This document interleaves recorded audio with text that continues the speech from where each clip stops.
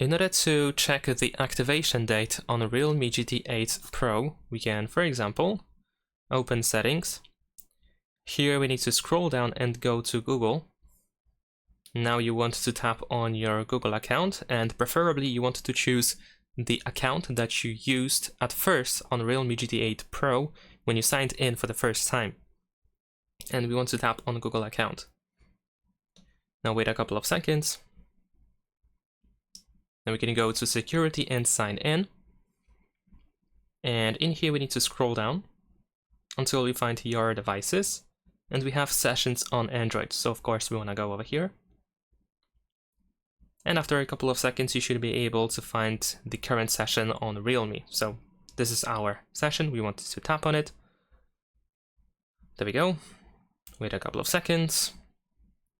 Verify yourself with fingerprint or screen lock password or whatever. And here we can find the first sign-in date. Now of course this information is relevant if you actually used the selected account on the first day when you got your phone. And that is pretty much it. Subscribe to my channel.